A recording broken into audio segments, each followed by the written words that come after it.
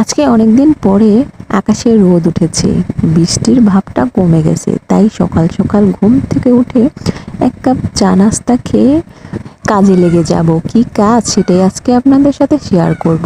সকালেই মাছটা ভিজিয়ে রাখছিলাম, এখন হলুদ মরিচ দিয়ে তারপরে রেখে দেব। এই তো সকালে নাস্তা খাওয়ার পরে আবার টিফিন খাওয়াতে যাইতে হবে ছেলেরে, তার জন্য অল্প কিছু আলু ভাজি করে নিতেছি, অল্প করে শুধু ছেলের জন্য।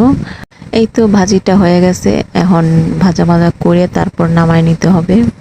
সকালে আজকে অনেক তাড়াতাড়ি উঠছিলাম, তার জন্য সব কিছু রেডি করে তারপর একটু ঘরের কাজটা করব।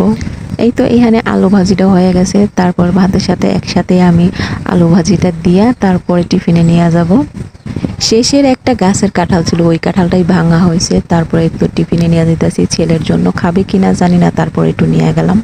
এই তো টিফিন খাওয়া শেষে এই তো কাজে নাইমা বললাম, অনেক দিন ধরে বৃষ্টি হইতেছে, সব কিছুই লাগে ফাগুনটা পড়ে যেতেছে, মানে কেমন হয়ে যেতেছে।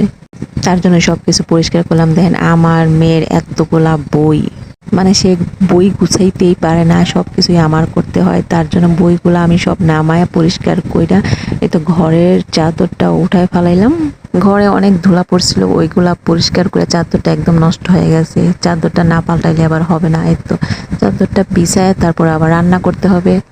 এই তো রান্না প্রায় শেষ, রান্নাটা পুরাটা আপনাদের দেখাইতে পারি নাই, ভিডিওটা অনেক বড় হয়ে যাইব।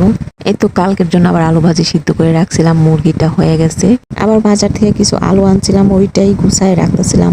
ইঁদুরের জ্বালায় তো কিছুই রাখা যায় না, তাই জালি ব্যাগে আমি গুছায় রাখতেছিলাম।